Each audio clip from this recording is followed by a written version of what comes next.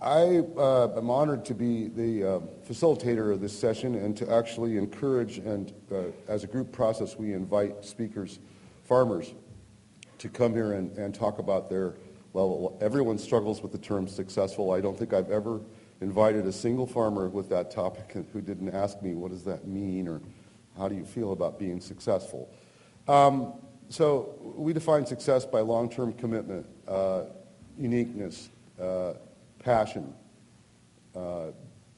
and working from the heart. And our three presenters, actually four presenters representing three farms, are in fact that exemplary group of folks.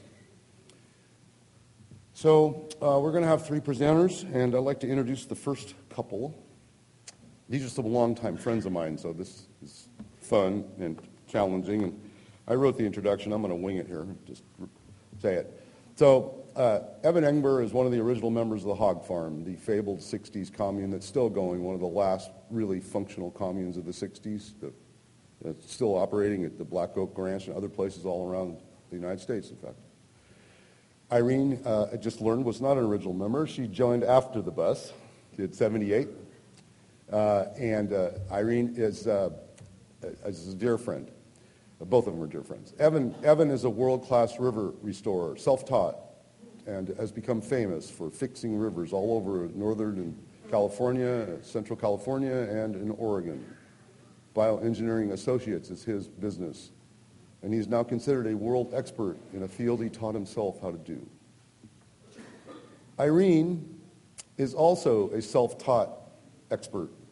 She started out as a small gardener on providing food for Camp Winnarainbow, Wavy and Jaw's, Wavy and Jaw's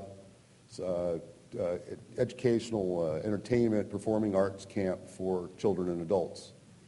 And that garden has now grown into a farm that feeds many, many people, not just the kids, but the community. And what's a really unique thing, and maybe they'll speak to it a bit, this is a functional community of adults working together to accomplish a lot of things on a whole bunch of different areas. Please welcome Evan and Irene Engber.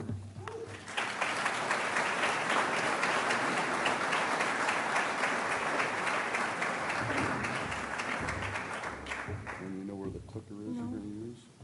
No. What does the clicker look like, you guys? Is this it? Is that thing that says please? Thanks, amigo. Can you hear me out there? Anybody who can't hear? Okay, thank you. Let's see, how do we change slides? It's right here. Okay. That's the first one. Okay, and here it is up here. So, yeah, move over to the right more. Get to this projection. Yeah, believe it or not. All right. Okay. Oh, yeah, I can. Yeah, that's better. Okay, we have 25 minutes. Irene's going to take a minute and show you, explain what the aerial view of her farm is. Then I'm going to take about 4 minutes or so to try to explain how we got from the not-for-profit food movement of the 60s and 70s in the Bay Area to here now. And so without further ado, this is Irene, and she's going to talk a little bit about the farm. Good morning, everybody. I was hoping there'd be maybe 2 or 3 people here, but boy, all right. This is our farm. You can see the green outline. It started with just 1 acre. It actually started with half an acre, and then we put another quarter acre in and another quarter acre. And I stayed with that for many, many years. That was my learning ground. And then I put in a 3-acre apple orchard, and now the total is 6.5 acres of vegetables, a half-acre fallow, and the 3-acre orchard. There you go, Ev. Okay, this is Desert Center Farm, and this is me and my son on old Ford Ferguson that we got from Stephen Pavich of Pavich Family Farms.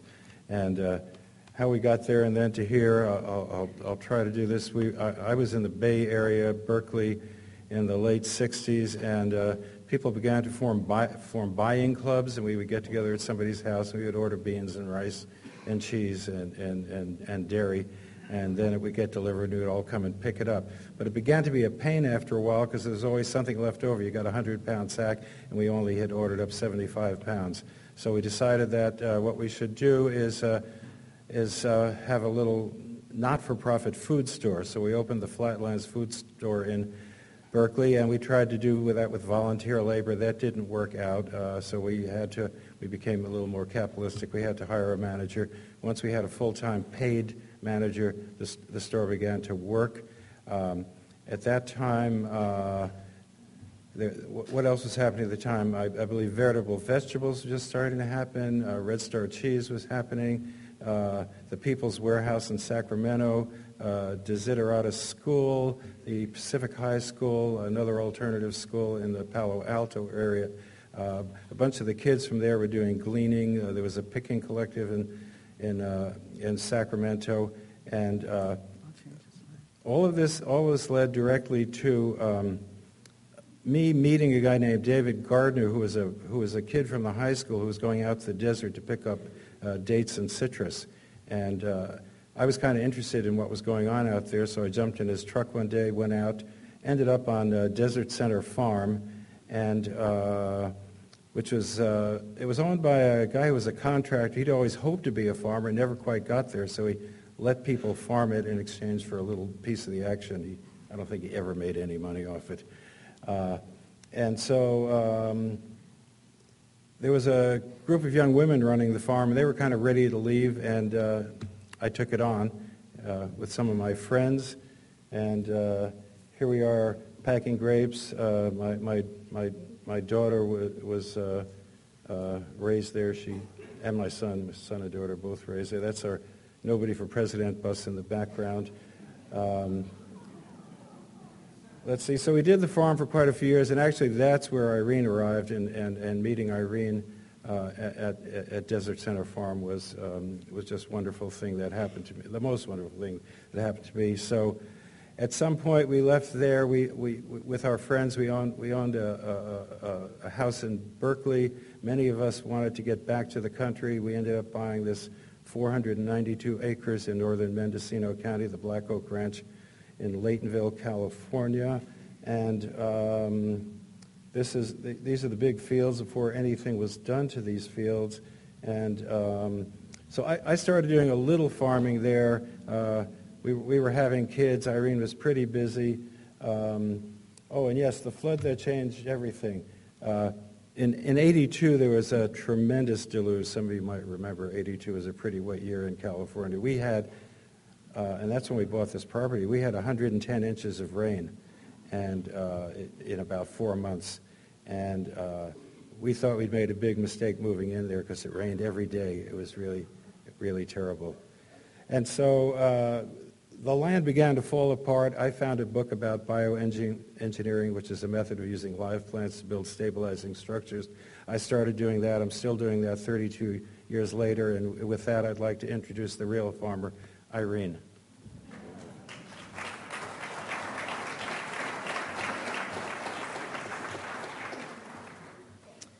So yes, I was a trial and error farmer for many years. We used to do the 1 acre as I was raising my kids, and I did that for many, many years. And we'd truck to the farmers markets, and I think it was a great experience for my kids to see how hard it was to grow food and how much fun it was at the same time. This is me in the greenhouse. My kid is about 9 years old there, and it's a propagating greenhouse. We built it in 1989, and it's still going. It's old and funky, but it still works. I actually love that greenhouse. This is the heating table that Evan invented. It because we get really cold in the winter and the pipes freeze, so you can't. I can't use the main water source. So we have a barrel of water there that feeds this table. It's got a little RV hot water heater and a little circulating pump on a thermostat, and it circulates the water and keeps it at whatever I put the thermostat at, and that's where I germinate all my vegetables. Then I put them outside and I start the next ones while I'm also getting the ground ready to put those veggies in. I was at this workshop the other day, and they had these beautiful bed shapers. That's the next thing I'm going to get. And so you can see this is where I put the garlic, and what I do is I plow it, I disc it, I spread the fertilizer. I raise the beds up with what I call the beast, you'll see pretty soon, and then I do just one till over the top. So they're not beautiful, straight and scrape and like perfect corners and everything, but it works. And I use what I can. This is my garlic crop this year. I got about 2,000 pounds out of this. I used mulch, which Amigo's always warning me not to go too overboard on the mulch. Weeding is one of my main expenses. But we had a pretty good crop, and this is my onion crop. We did about 9,000 pounds of onions this year.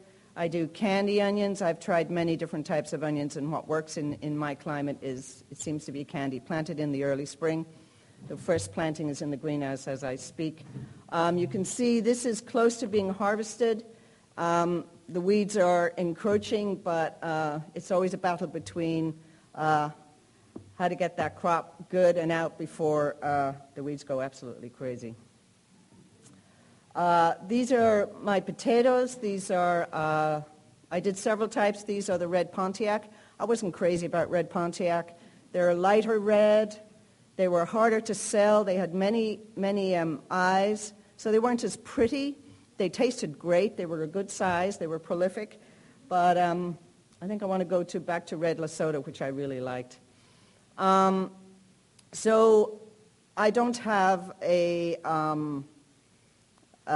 potato harvester. So I'll show you later the fancy tool I use to harvest my potatoes. But we haul them out of the ground, put them into Cant Winnarainbow milk crates that Camp has left by then, and we have bins in the barn, and I store them there.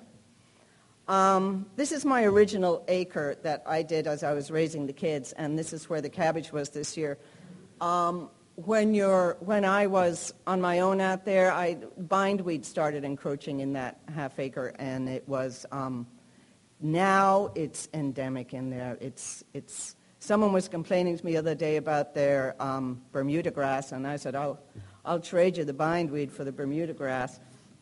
Anyway, so this is cabbage, and I actually did manage to get a cabbage crop out of there. You can see some cabbage left there, but that's the bindweed, and that's how bad it is. I did about three weedings, and then I don't have a row crop tractor. I have one of those regular tractors, so the cabbage gets too high for the tractor after a while, and after that it's hand weeding, so I only did about one hand weeding after that crop was almost ready. But this is my bindweed, and so this year what I got in there right now is garlic under plastic, but I know that bindweed is right under there and just waiting to come out once it warms up a bit. And so on the advice of Amigo, I'm going to put a Sudan grass crop in there after the garlic is harvested. And hopefully that's going to choke out most of the weeds.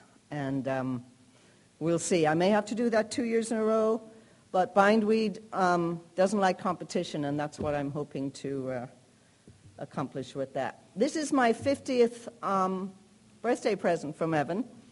A brand new tractor with a mower. And God, that was a great day. It came off of the tractor there, and he just arrived with this big present. It was so cool. And I was scared at first how to use this thing, but one of the best things is the sunshade over there. It is great. This is my undercutter tool that I thought I had invented it, but then after I had it made, I discovered this is a very common tool, but I was proud that I thought about, God, I need something that does this. And I got it for harvesting the garlic. If you just go slowly under the garlic with this, and it just ripples the dirt, and the garlic it's just so easy to harvest after that.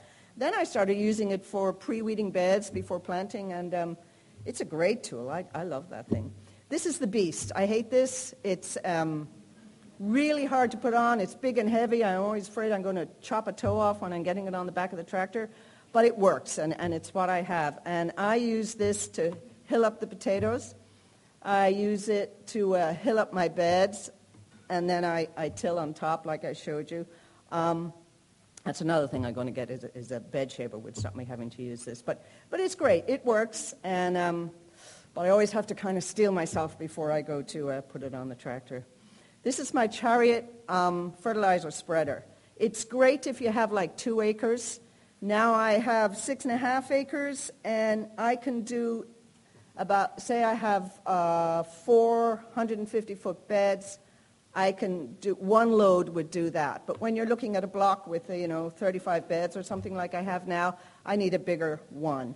I didn't have as much space when I bought this, but it works great. The only thing is the wide part on the top is narrower than my front loader, so I either spill a lot when I load it, or I just put half a load in and load it that way. But it's great. Before that, I used to spread fertilizer by hand, so everything's relative. This is wonderful. My pride and joy, my refrigerator van. I love this van. It just takes all the stress out of delivering vegetables. I deliver to about 4 stores every week, and I do a lot of lettuce. And before that, it used to be in the back of my pickup truck, and I'd be running, and you'd be stopped at the lights, and the sun would be coming down on those boxes of lettuce, and the stress would be terrible. And then I invested in this, paid it off last year, and it's one of the best things I bought. I just love this. So when we deliver, we use that, and then it's our refrigerator. It plugs in right there, and I can do, a few days' worth of carrots and just leave it there, and they're totally fine. This is my fancy potato harvester. It's a shovel. It's a bit, you can see what it is, and it makes the furrows. And this is Guinness. So it makes the furrows, opens up the potatoes. I make the same furrow to plant the potatoes. Then I take the beets down, cover it, and then when the potatoes are ready, I come through and open with that. I do 2 passes, and we get most of all the potatoes out with 2 passes. Then I get people coming, and we put them in buckets. One of the things I do, potato harvest, you've been watching these potatoes grow, you've been waiting for them, it's like, God, you can't see them. It's not like, the onions. And you're wondering how much the gophers have got, and you're watching, and finally you get to harvest, and it's great. And I open a few beds, and then I run into the house with a box of potatoes and throw them in a pot, and I bring them back out with butter, and we sit and we eat those potatoes. It's one of those great moments. All right. When I first started doing potatoes, I grew maybe 1,000 pounds of potatoes, and I realized this is a lot of potatoes to wash. And I was trying to figure out, sitting there or throwing them around. I ended up doing this, putting them in a bucket and swishing them around with my feet. And boy, I had bruised toes. I swore, and I never again. So next year I got this. It's from Market Farm Implements, and it's a root washer, and it's got a little conveyor belt. It goes through where all these brushes go down. This water comes down on top, and then when you put the next load in, it shoots that first load out onto the table. I used to have to put them through about twice, but they were great. But it doesn't do carrots, it doesn't do parsnips, it doesn't do anything that's not round. And after a while, I thought I wasn't going to grow carrots, but I saw how well they were doing at the farmer's market, so I decided I want to do an acre of carrots, and I just knew that I wasn't going to go back to swishing them around in a bucket or using a pressure washer, which kind of skins those carrots. I was amazed at the power of that. So anyway, I sold it, but I bought this. Maybe it's a dark picture, I'm not sure you can see, but that's a great root washer. It's from Grindstone Farm in Pulaski, New York, I think it's called.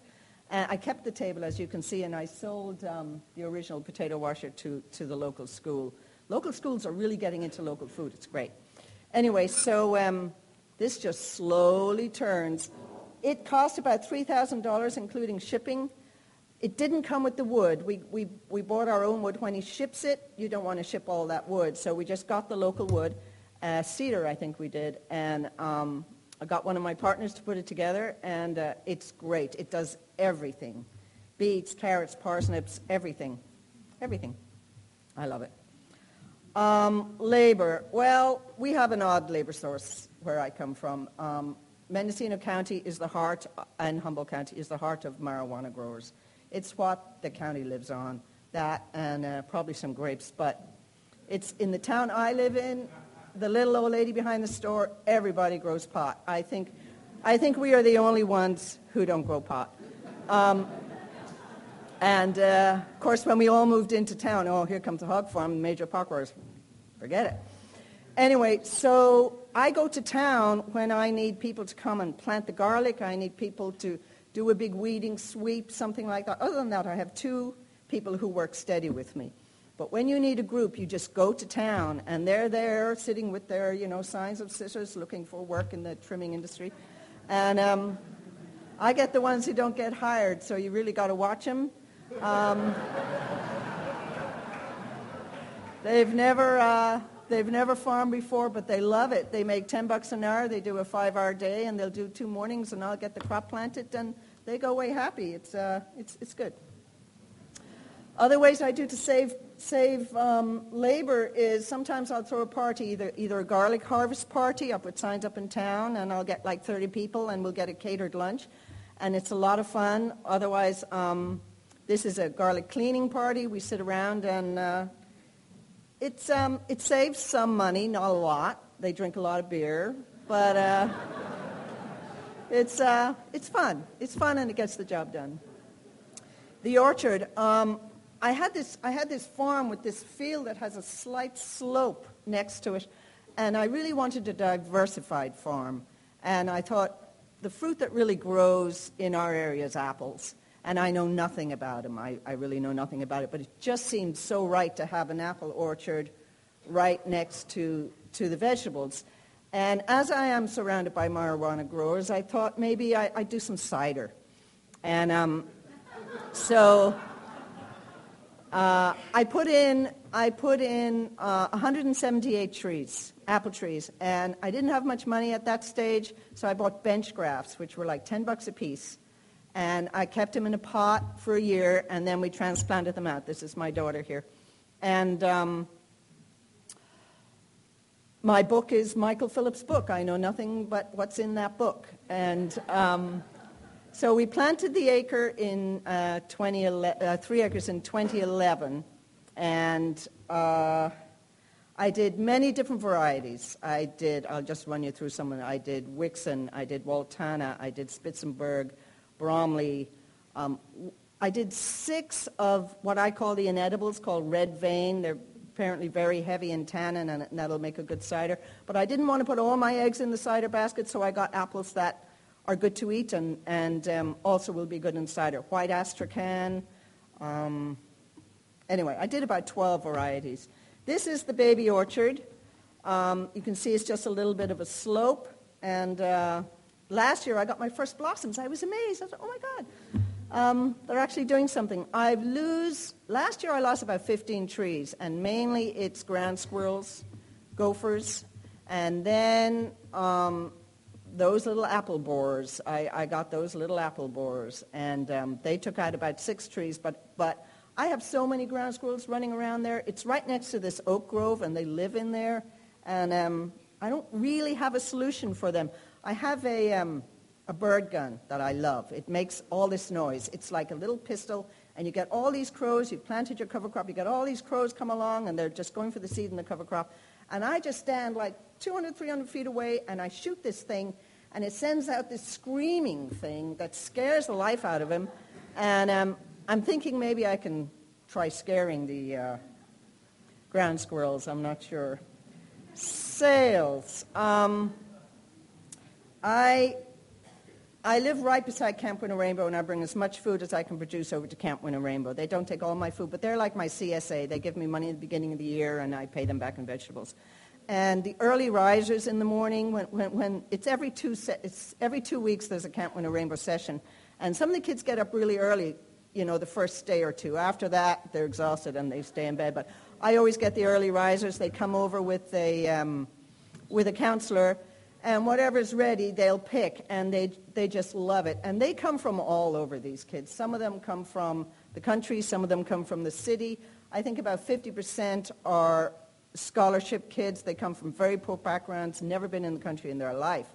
And this girl said to us, "Where did you get the dirt from?" And it was like, and she was totally serious, and I realized how different her reality to our reality is. And I said, "You see those fields out there? Under that is dirt. So when I take this machine through, it turns out," she said, "Oh," and it was like, Wow.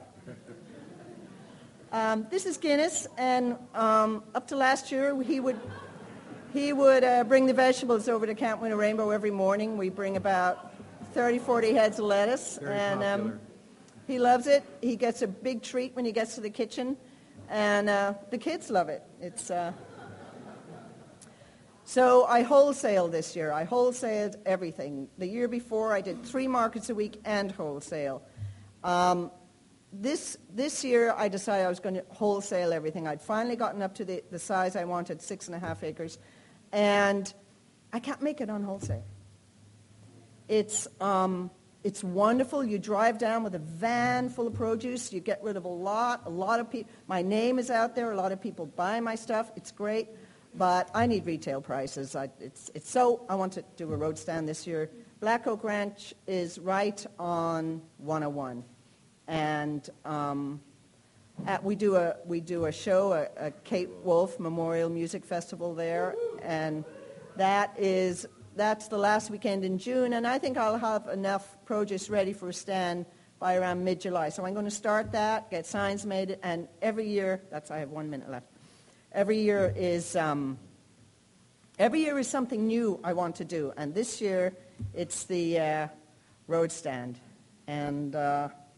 Yeah, so it's just me. These are the vegetables. These are the lettuce. I do about 800 heads of lettuce every 10 days. And you'll get a weekend with 110 degrees and I could lose 2 beds, just wiped out. You could say, okay, that's a goner. But then there's more coming up. And actually lettuce is one of my more reliable crops. It gets hot there. Red sails is what works for me. It takes the heat. Butterheads, they're so dodgy and they're so delicious, but I can only do them in the early spring. They're my first planting, and then they're gone. And that's us, Evan and Irene.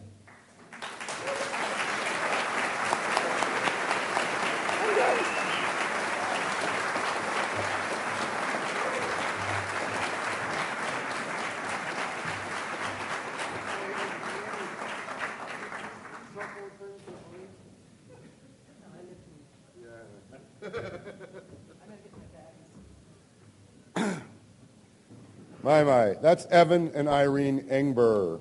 Yeah. My heroes.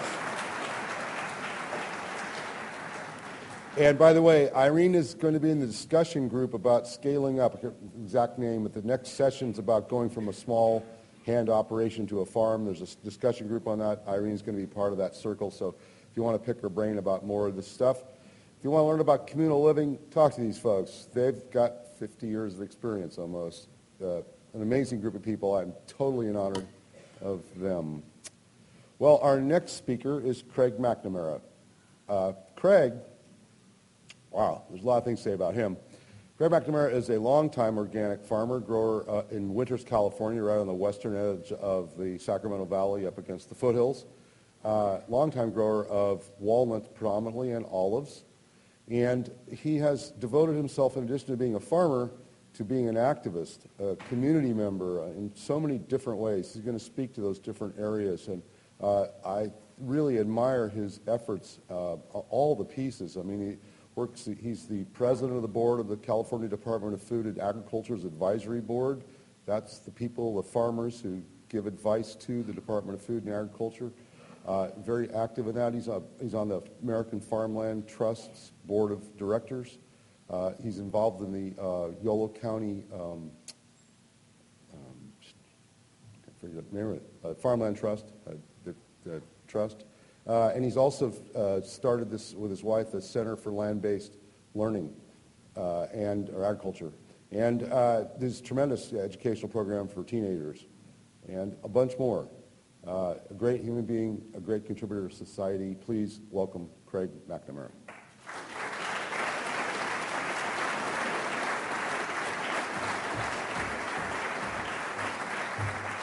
Thank you, Bob, for that very kind introduction. I can't tell you how honored I am to be here with you today. It's what a joy. And I, too, was flummoxed by this title. Oh, my God, Successful Farmers. I think we really need to kind of change it for the next year, and I've come up with a few ideas. Maybe Organic Farmers Strive for Successful Land Stewardship or something.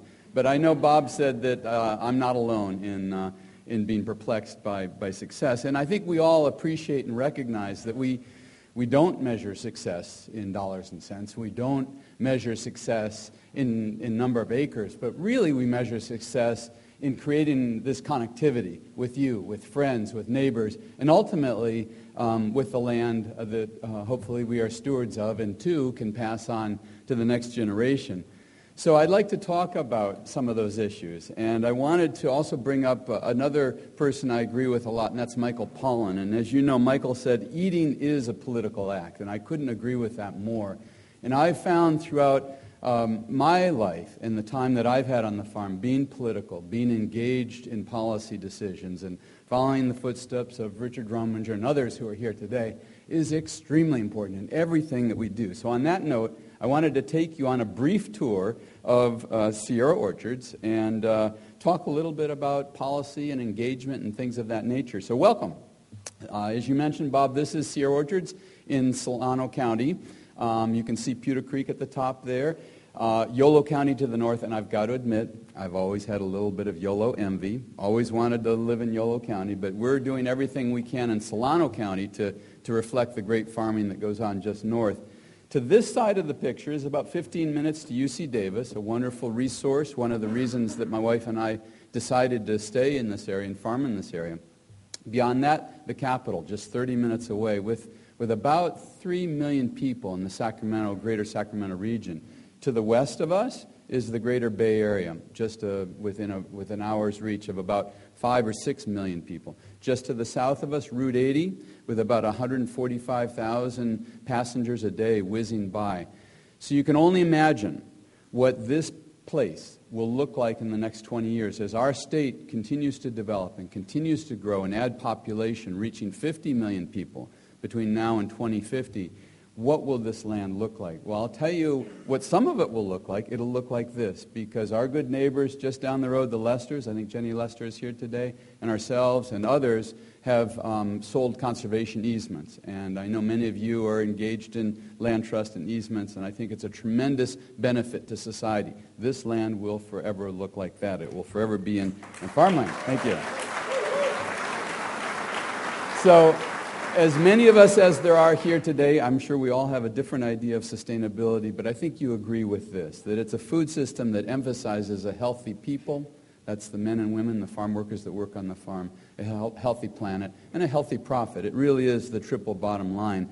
And we try to incorporate that in everything that we do, whether it's our production work. As Bob mentioned, we are primarily organic walnut producers and olive oil producers. But conservation, we've learned through a very painful adjudication process 20 years ago that occurred on our watershed about good water stewardship. We have a full-time water steward, Rich Marovich, who has taught us as farmers how to restore creeks, how to get rid of invasive species, how to get matching funds from the WIP and EQIP and USDA and RCDs to do good work on the creek.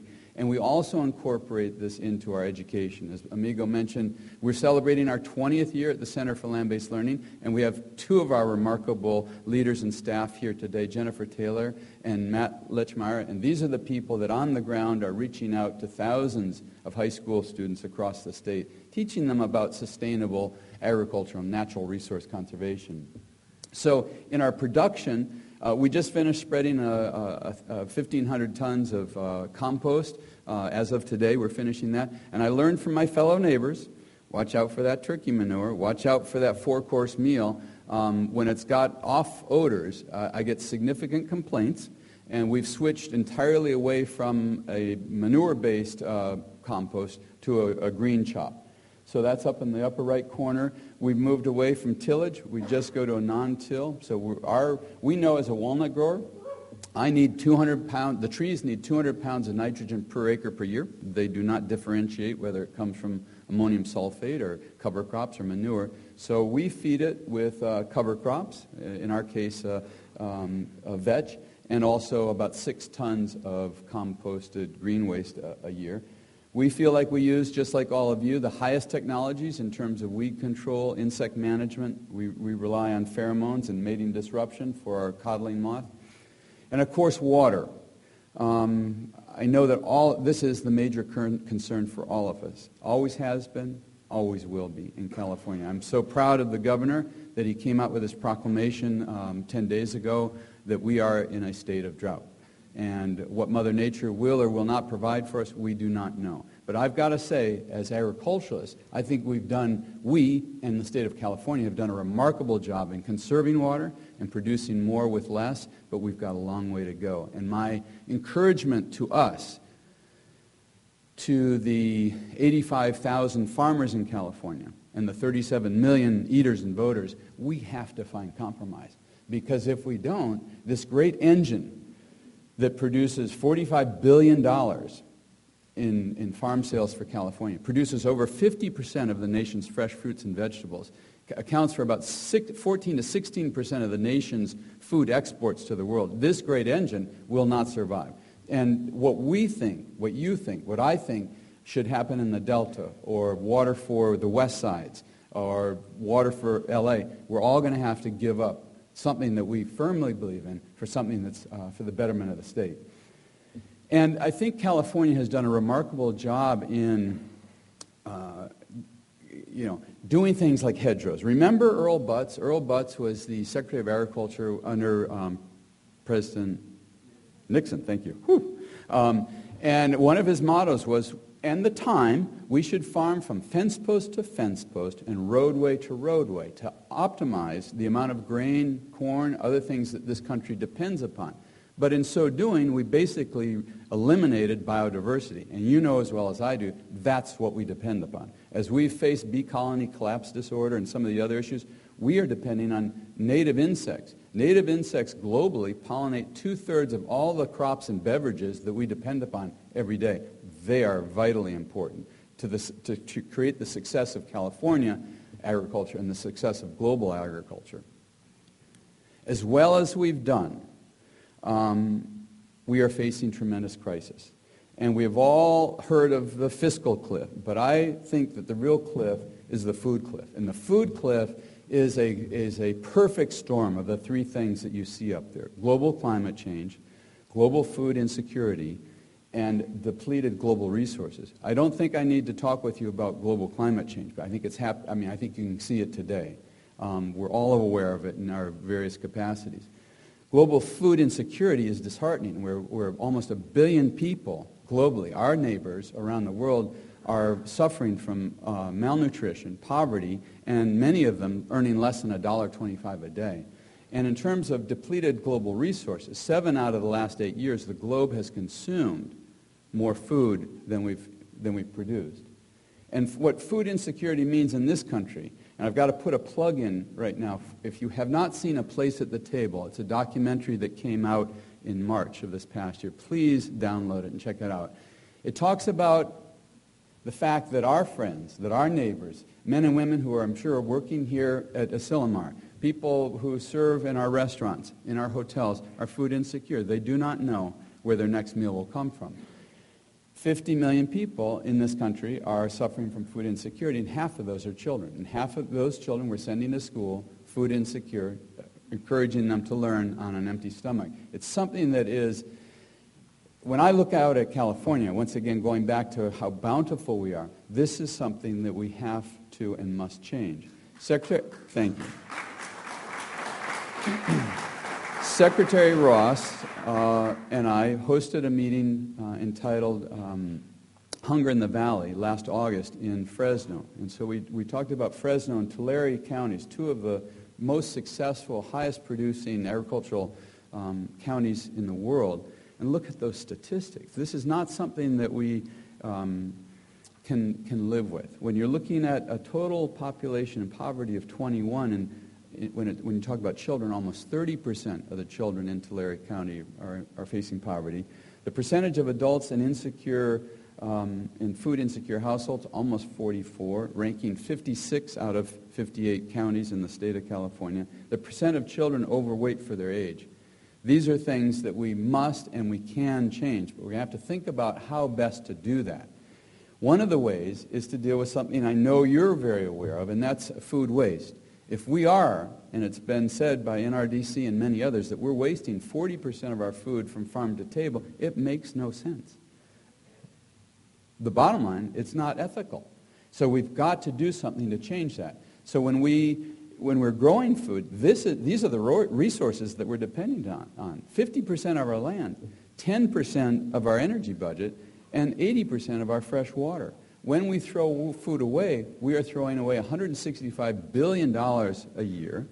We're wasting 25% of our water. We've created 15% of our greenhouse gases. And by the way, when we throw food away, it's usually in a package, and it usually goes to the landfill. It does not go to compost.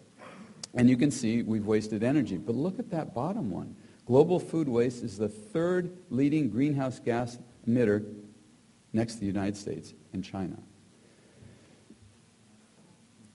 So where is that happening? Well, it's happening as growers, and particularly as leafy green growers, and not walnut growers because our crop is a 50 or 60-year crop. If you're growing for the fresh market, you're betting on what the market's going to be in 6 months, and you may overproduce. You may overplant. Some of that has a market, some of it doesn't. Also in our leafy green fields, we typically have culls and seconds.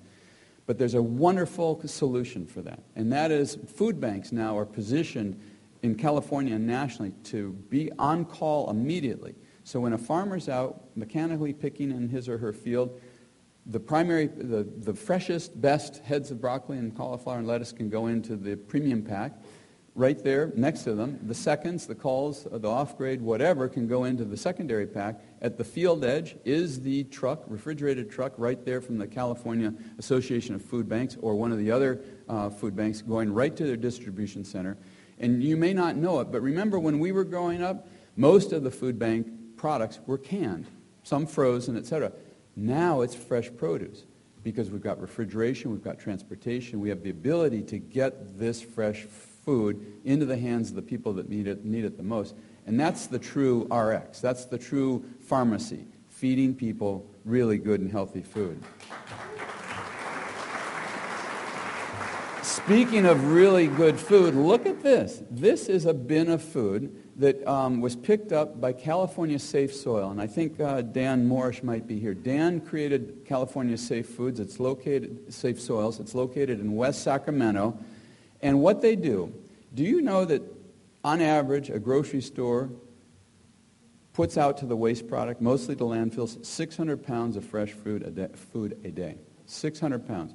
What Dan and his company are doing have created a chain to pick up that food, get it into a heat-treated digestive system that creates a liquid slurry that can be put into tanker trucks and sold to your and my farm, going into my buried drip irrigation to fertilize. What a win-win situation. When I looked at this bin, this was just before Christmas, any number of those fresh vegetables I would have taken home to cook up that night. They are beautiful. That's where education has to come in. We have to be educating our fellow citizens. Number one, it's hard when you're in the market and you want to pick that best tomato or that best peach, and this guy over here has a little blemish, but that needs a home. And that home, I know a fellow named, I don't know him, but I know of him. I believe his name is Doug Rauch, who started Daily Table out of the Boston area, where they're taking this food, preparing it, and creating a product that is price-wise comparable to McDonald's for people who live in underserved communities, so they can come in, get a hot meal out of wonderful produce like that. I am very flummoxed by this. Now, this I know was established to help us, the consumer and the retailer, about when something spoils. How about, there's sell-by dates, best-by dates, use-by dates. There's a date only. What the hell does that mean to me, the consumer? What it means is I get home, and I'm looking at that yogurt, and it said January 2nd. So you throw it away in the trash, in the plastic container. You can't do that anymore. So I always go to the sniff test. Just sniff it. If it's a chicken or a piece of beef or a protein, you're going to find out whether it's fresh or not. Maybe your refrigerator looks a little bit like mine sometime, and then it looks like this. And then we've ended up, a family of 4 across the country has basically thrown away that amount of money. We can't afford to do that. So Nick Papadopoulos from We grow and produce enough food for everyone on the planet, yet there are 870. We grow and produce enough food for everyone on the planet, yet there are 870 million hungry people on the planet, and 2.5 million children die of malnutrition every year. Worldwide, we produce 27% more food per person today than we did 50 years ago, even as the global population has more than doubled. Yet in Europe and North America, each consumer wastes 210 to 250 pounds of food per year. As millions of people go to bed hungry, half of the food produced in the United States is wasted between the farm and the fork, discarded as a result of the inefficiency in the human-managed food chain. In the U.S., nearly 8% of the food is lost in production. The food industry loses 4%, supermarkets are responsible for 6%, restaurants contribute 15% of the food in the landfills, households throw away nearly 25% of the food they buy. The cost of this waste is about $165 billion annually. That's more than 5 times as much as we spent on foreign economic aid in 2011. This waste doesn't only affect people, the environment suffers from it as well. Did you know throwing away 1 gallon of milk is like throwing away 1,000 gallons of water?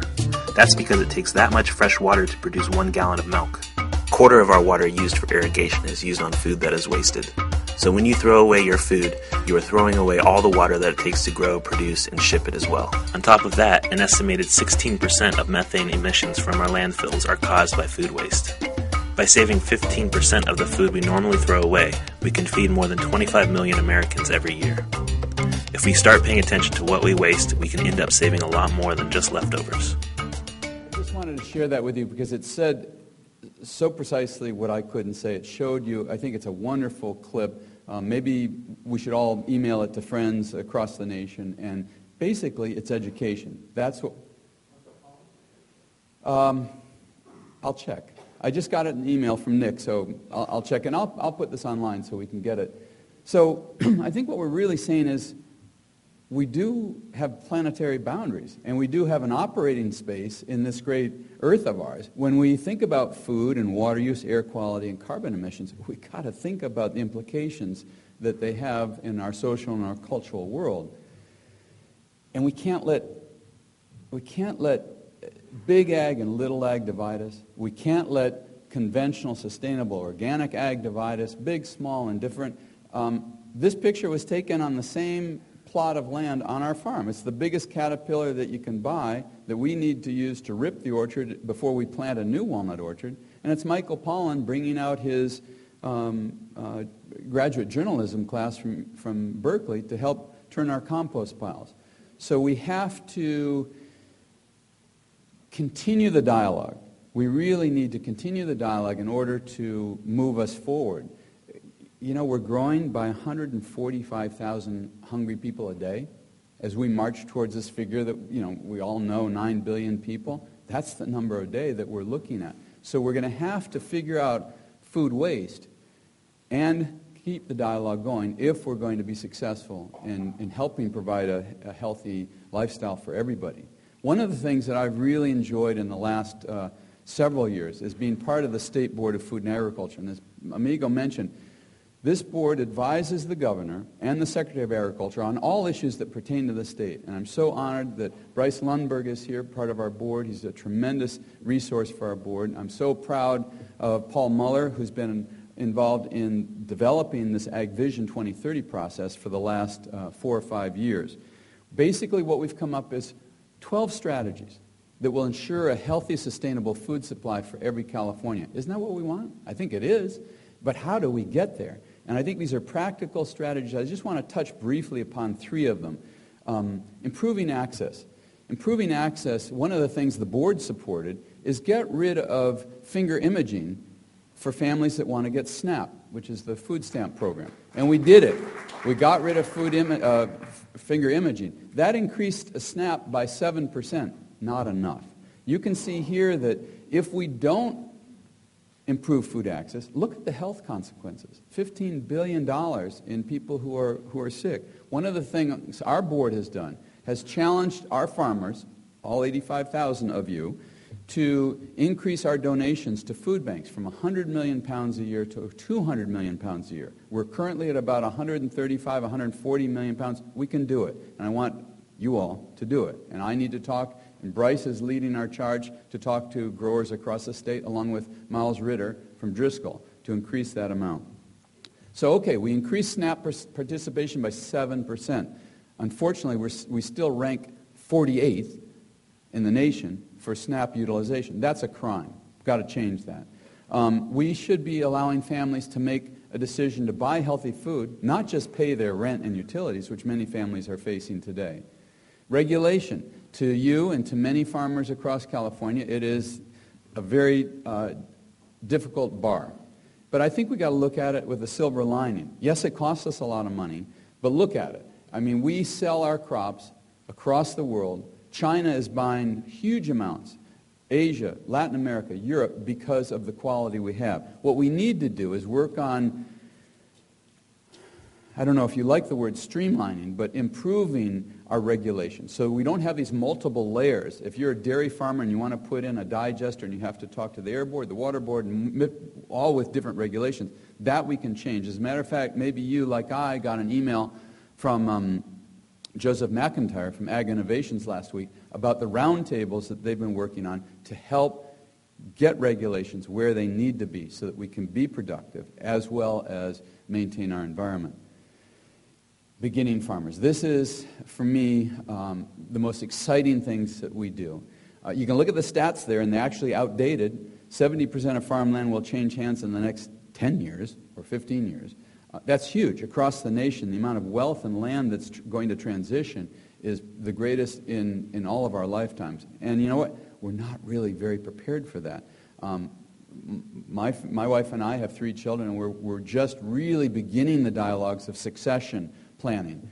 One of the great things is at the Center for Land-Based Learning that Bob mentioned, we're celebrating our 20th year, and we have created the California Farm Academy. And Jennifer Taylor, our director, is here today. And the goal there is to answer the call that Tom Vilsack, our Secretary of Agriculture, called, which is, we need 100,000 new farmers in the United States, and we need them now.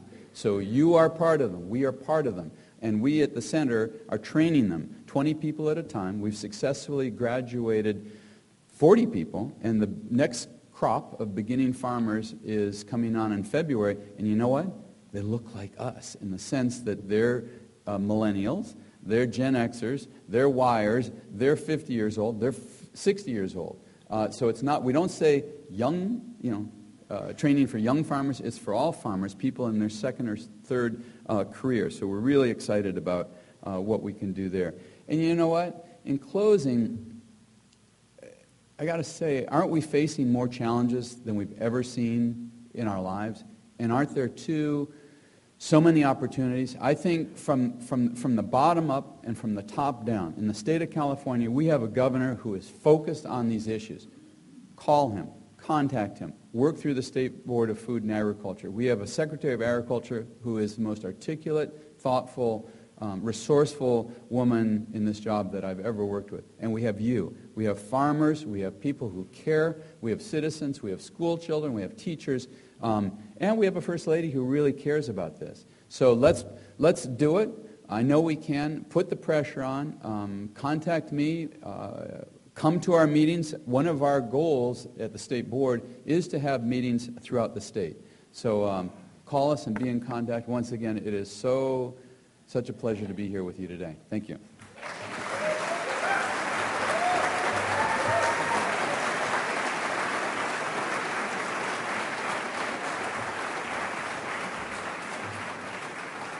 Craig McNamara, thank you so much. Craig brought up climate change. We're going to change the climate tomorrow at 1:30. If you're there, you're going to help do it. We're going to do a very successful rain dance again. And I mean by that is we have made it rain as a group. Who was here in the 90s when we helped break the drought? Yeah, okay. We will do it again tomorrow at the beach. And just climatically, it's changing right now. Just a piece of the puzzle. One of the very largest swells in history is coming to the beach right now. Mavericks has started at the coast, and right out here today, you're going to see mega waves and whales, which are moving from north to south. The gray whales are migrating to Baja. All right. So anyway, Craig, thank you so much. Our next speaker is Michael Phillips. He's from Grovetown, New Hampshire. Lost Nation Orchard. Michael and his wife Nancy farm in the mountains of northern New Hampshire with their local community in mind. With about 300 apple trees, cultivated and wildcraft herbs, and some garlic in the mix, they strive to not only produce a variety of farm-based products, but to share what they know about fruit trees and herbs through classes, community days on the farm, consultations, and writing. Michael's books are really well known. In fact, many people like Irene use them as their Bible. The Apple Grower, a guide for the organic orchardist and the holistic orchard, Growing Tree Fruits and Berries, The Biological Way, are his two books. Michael serves as a coordinator for the Holistic Orchard Network, organized to facilitate much-needed grower-inspired research on orchard health, and Michael conducted a one-day workshop earlier this week. Many of you attended. Please welcome from Lost Nation Orchard, Michael Phillips.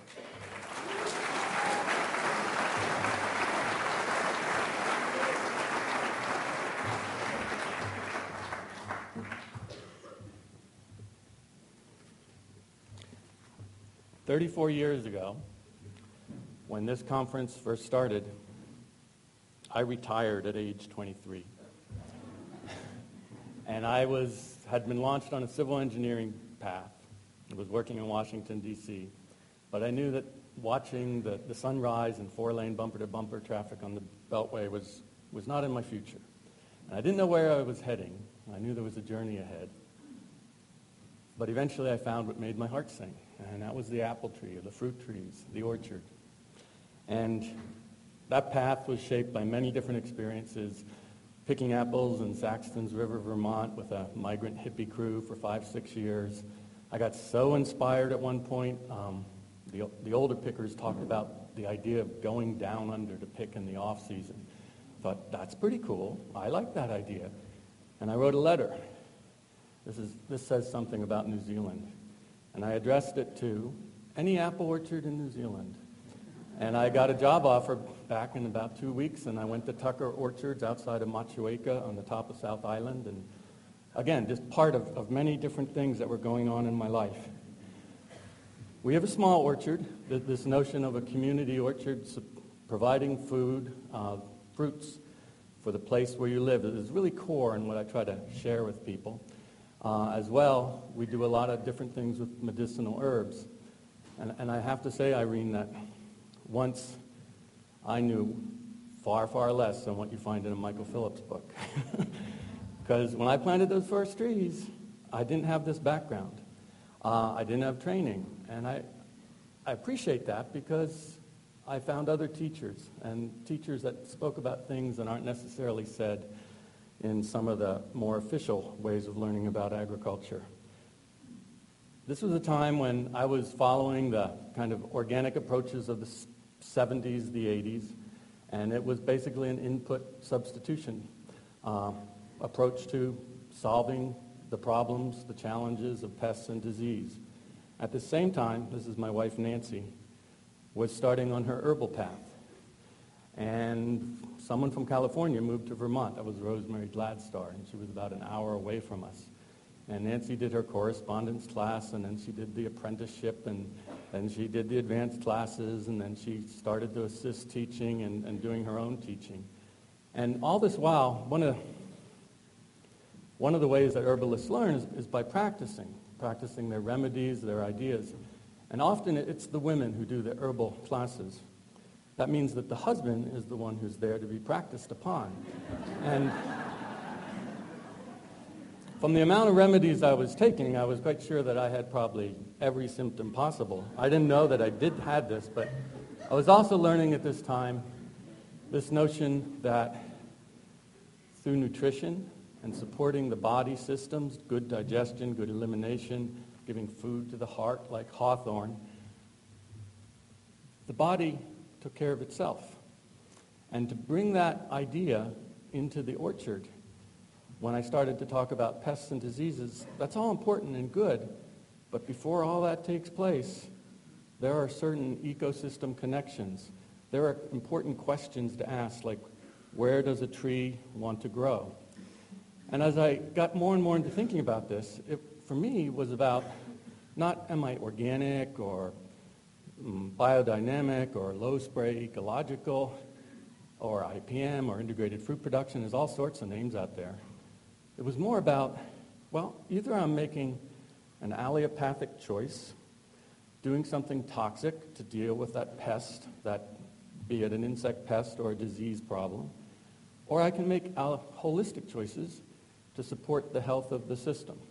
And I want to stress right now, this is not about being a purist. This is just being an artist as farmer and understanding that, yes, sometimes things may go more awry. It'll be that kind of year. And maybe you need to reach for something that's a little bit more allopathic. But it's a dance, and it's a fun dance. And that really helped me start being a little bit more clear about, sulfur. It's an organically approved mineral fungicide. But it works in a toxic manner. And is there a way beyond that? I like this picture. This picture was taken in 1934. And they're spraying lead arsenate. All you who deal with lead contamination of the soil, there were decades of spraying lead arsenate. There's no suits to protect them. The horse is not wearing a mask. Our national dose of putting lead arsenate on the North American continent, this was 1934, it's 40 million tons a year. It's just mind-boggling. So we were in a place, thought-wise, that we really needed to come beyond. And, we would go from here to the 50s with DDT and the 60s, and the chemistry continues. We didn't really change how we were thinking about many of these different things. Einstein said, no problem can be solved from the same level of consciousness that created it. So for me, that meant shifting to tree consciousness and listening and observing, and primarily from the trees, also communicating with other growers and kind of learning about microbes, and many, many different pieces come together here. But one of the first things I started to work with was just this notion that sulfur is put out there on the leaf as a protectant, and this is to make the moisture on the leaf surface a little bit more acidic so a disease organism can't penetrate a cell and start something like a scab infection. And the recommendation was always, before it rains, you have to spray the trees, the orchard, with sulfur. And that meant, in some years, spraying sulfur 16, 20, 24 times, if you think that way. And I started to recognize I can really understand disease and where it's coming from far better and reduce that down to 2, 3, 4 sprays of sulfur. And I started to get much better results. Well, that says something. What's going on? What's going on is that lots of sulfur was eliminating something, removing something from the scene. And that was really the mycology, the microbiology that's on the surface of the leaf, and also very important in the soil. The paradigm that needed to be changed was to understand that spray medicines, and I don't care if those spray medicines are tons of sulfur or IPM chemicals, but spray medicines are making up for specific biological and nutritional deficiencies. And once you start thinking this way, you embrace this concept, that's going to open certain doors.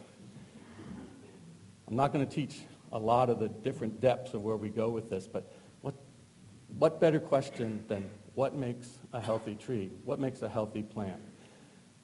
Plants are out there in the sunshine. They take in carbon dioxide. They create carbon-rich sugars. When those carbohydrates are combined with nitrogen, they produce proteins. That protein synthesis can either be optimal and the proteins are complete, or it can maybe fall a little bit short because some trace minerals are lacking.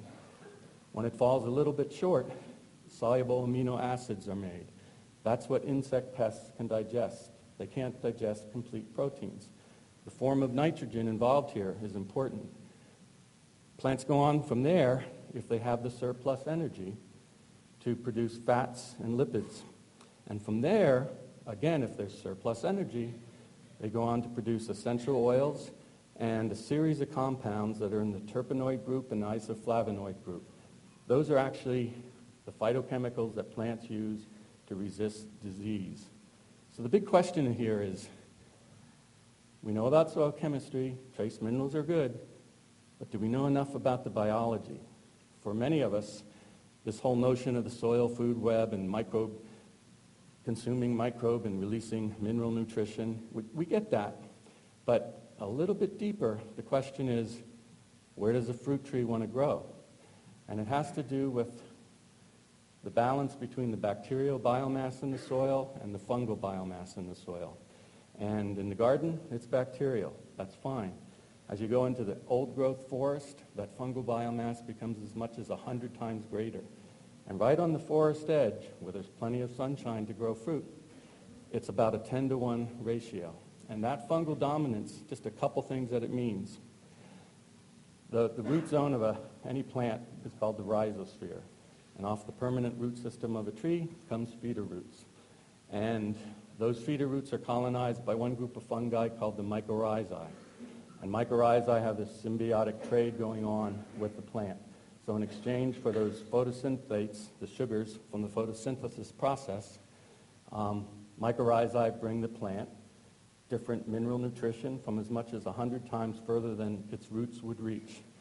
And that presence of lots of fungal activity right around the feeder roots makes it a little bit more acidic. And when a microbe eats a microbe, one of the waste products of that is nitrogen is released in the form of ammonium. In a more bacterial-dominated setting, that ammonium is made into nitrate by nitrifying bacteria. Fruit tree diseases thrive on a nitrate-fed plant. So if we have a more fungal environment under the tree, we suddenly have a tree not taking in nitrogen in the wrong form and thus more able to resist disease. I talked about that idea of surplus energy. As the biology gets more complex under the orchard tree, it means that there are microbes there that are able to supply the feeder roots with more than just soluble ions. It means that the tree can take up nutrition in the form of partially built carbohydrates and soluble amino acids. That's what provides it with extra energy to make those phytochemicals by which it's going to resist disease. And it's really cool as you start to learn about all this. You can know the depths of it. You can start to understand fungal balance and mycorrhizae. But what you really have to know is you need to manage the ground underneath your trees as if they're on the forest edge. You know, that's not a literal statement. You can plant your trees in a more open setting, but it has to be a fungal duct type ecology under there to start making that tree be so much more healthier. L.H. Bailey edited a number of agricultural manuals at the turn of the previous century. And he said, if a grower knows why, he or she will teach themselves how. The how has always been so fascinating, but it really motivates you. Like, now's the time, maybe I can't go golfing. Maybe, not that I even golf. But maybe now's the time I really have to prioritize this. So in thinking anew about disease, it's not just how do I make a healthy plant, but two other concepts I want to briefly touch on. One is enhancing that tree's immune response. The other is creating a more competitive fungal bacterial environment on the surface of the plant itself.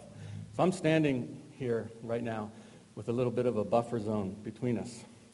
And most of you probably see one of me. Anyone who sees more than one of me, you don't have to mention it. But in truth, I am a community of 1 trillion. I am standing up here looking at you through eyeballs that are covered with bacteria.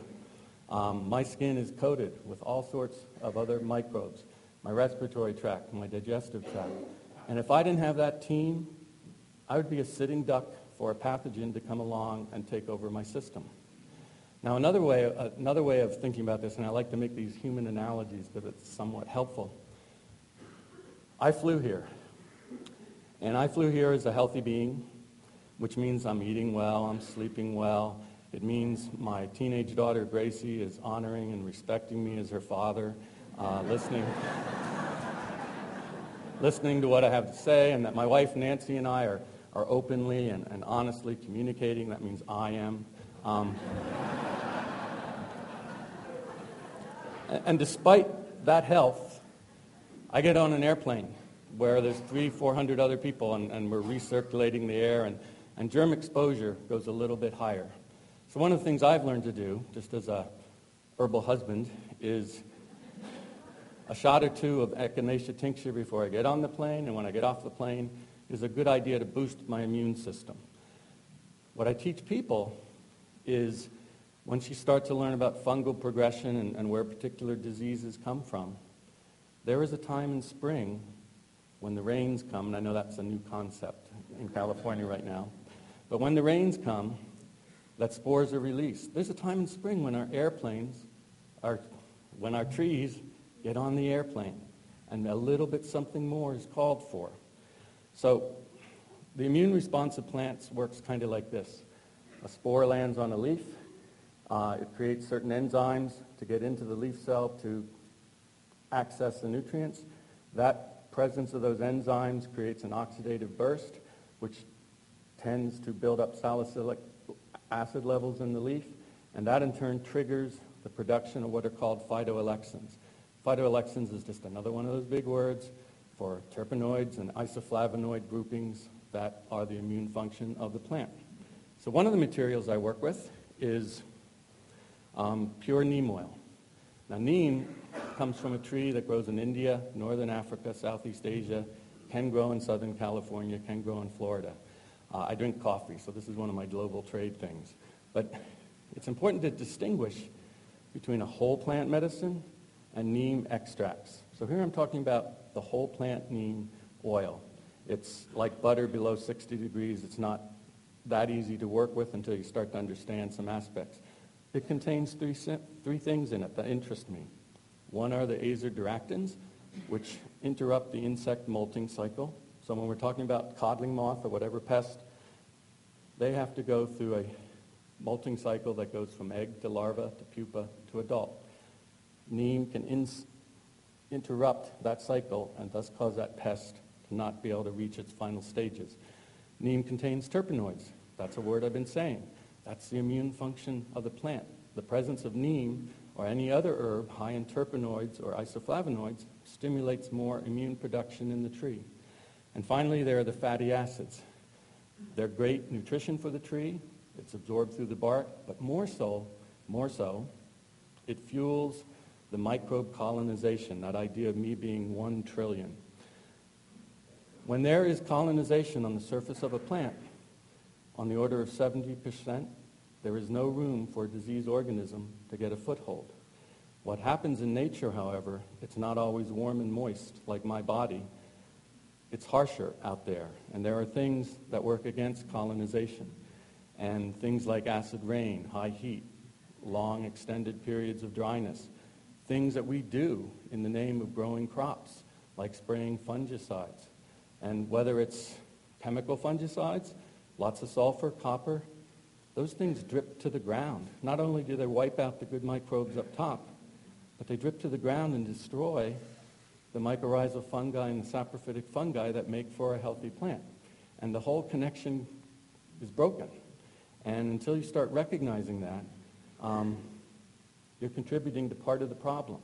The goal is a healthy plant. The other thing is that food resources sometimes run short on the surface of that leaf, and so colonization isn't necessarily what it should be.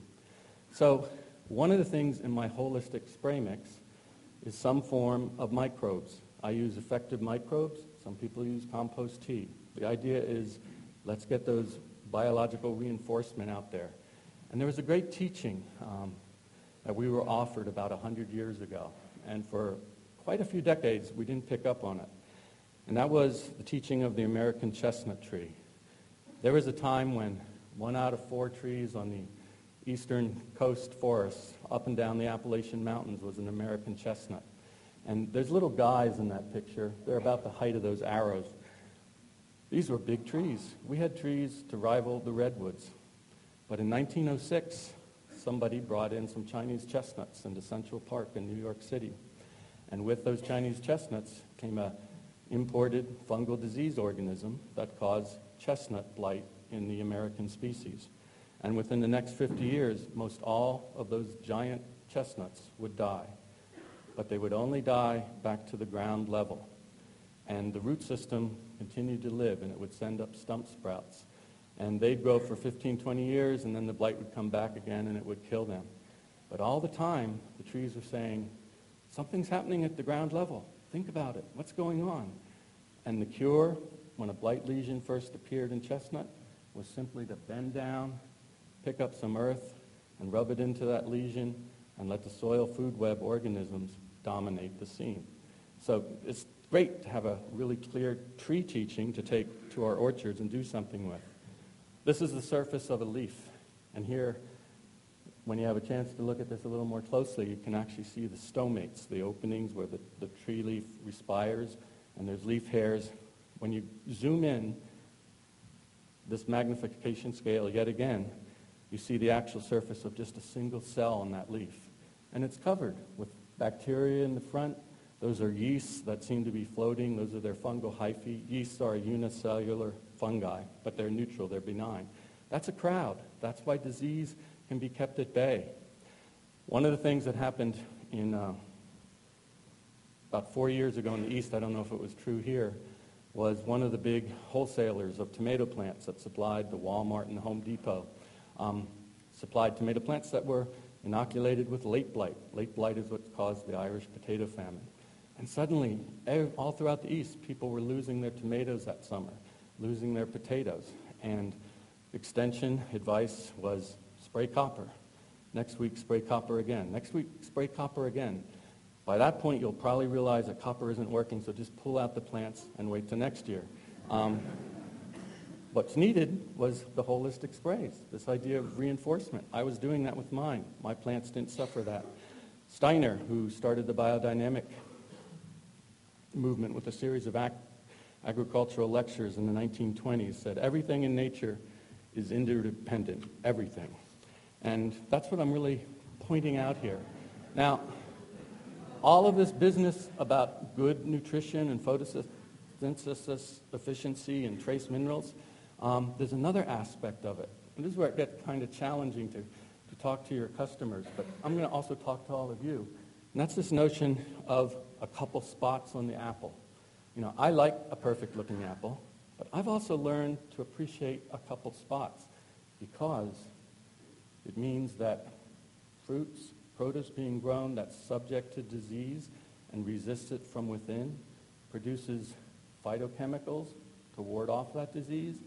We are a species that grew up eating wild fruits and nuts and the occasional mastodon. And when we go in with lots of fungicides to take care of disease, to have 0 spots, we tell the plant, don't worry about it, we'll take care of it. It doesn't produce the phytochemicals, the secondary plant metabolites that our bodies use in turn to be healthy. So a few spots is not so bad. The community orchard movement, this whole idea of helping people grow fruit wherever we live, is all centered out of my groworganicapples.com website. And it's fascinating, some of the sharing that takes place there in the forum and the inspiration you get from other growers. This is a picture from Dummerstown, Vermont, at the turn of the previous century. And one of the things I like to point out here is let's zero back in there on the ladies and the young people. And they're all got straws and they're drinking the cider right from the barrel. There's a lot of fun in this, a lot of fun in bringing back apple culture. And one of the things that we do, we as orchardists have, is a ceremony, and it's the wassail ceremony. And the wassail ceremony is something that you could think of as part of the 12 days of Christmas. It was something that took place on 12th night, which would be January 5th. And this is an old English tradition that goes back centuries. And the idea is that people would go out to the orchard and through a series of certain rituals and song and having plenty of cider to drink, embrace the tree, give thanks for what has been, but also really ask for a blessing for the year ahead. And this is something that in the year 1752, people didn't used to have a 29th of February, so they had to adjust the calendar more. And in 1752, they actually had to push it back 12 days. And so in September, the kings and the Pope and the powers that be told the people that Christmas was going to be bumped up 12 days this year so we could catch up with the astronomy, the stars would be in sync with the sun. Back in those days, most people were farmers. And they thought for themselves. And they said, I don't care what that king says. I don't care what that pope says. We're going to keep Christmas when we expect it to be. And so was born Old Christmas, an old 12th night, which pushes us to January 17th. That's when we do our wassail. And when you have people up in northern New Hampshire come out on January 17th, I've had to shovel as much as 3 feet of snow to make a path to be around the tree. And we're out there at night, and there's luminary candles, and it's magical. And I've had as many as 60 people around an apple tree at 30 degrees below zero singing a song. So you can all imagine that. But right now, I'm going to try to work with you to do a wassail blessing. And in that, I'm going to briefly sing the first verse, and there's a part at the end where I'm going to yell, apples now. Now, this is rather easy to do, but on the other hand, I want you to know that if you really screw it up, as simple as it is, it may not mean that you have the harvest that you're hoping for this year. So that there's a risk in the wassail, but I think you're capable of doing this. And on top of that, I can see particular faces in certain places in the audience. I know there's some of you who can probably handle a 2-word part, but the 5-word part, the 6-word part, I may not necessarily want certain people to have that part, because I want this to go right. So when I yell apples now, I'm going to want to hear in synchronous order, not all at once, but in synchronous order, all of you to that side of the post to yell out, hats full. Hats. Baseball hat, hats full. There's an aisleway that breaks up the back of this section. So this front section on this side, they say hats full. I want to hear caps full. Caps. The back section, both sides. Right after that, I want to hear barrels full. We're building in the crop here. Over here, this front section, I want to hear 3 bushel bags full. Over on the side, big booming voice, barn floors full. Now, normally, everyone up there in the balcony, I would go have a huddle with those people so that the rest of you wouldn't hear their part. And it's important that not only do you do the right words, but you have to do the words with a particular voice. And what I want to hear from you, right at the tail end of that, is, and even a little heap under the stairs.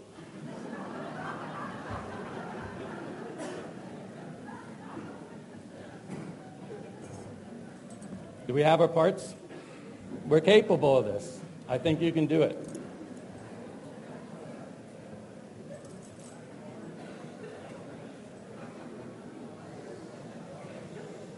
We're out there around the apple tree. You're out there giving thanks and you're expressing your hopes for the season to come. And we'll be dancing. We'll be moving around the tree. It doesn't look good right now.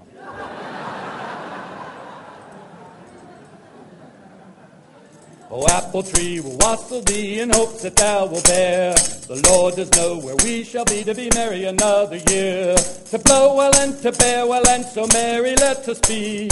Come on, you lads, lift up your cups. Here's health to the old apple tree. Apples now! Hats full! Hats full!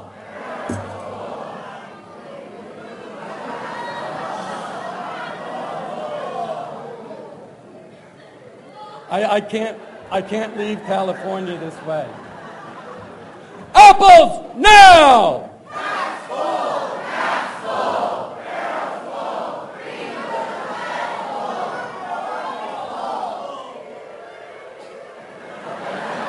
Hip hip hooray!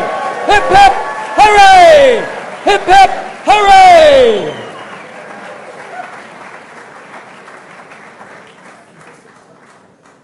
Thank you, California.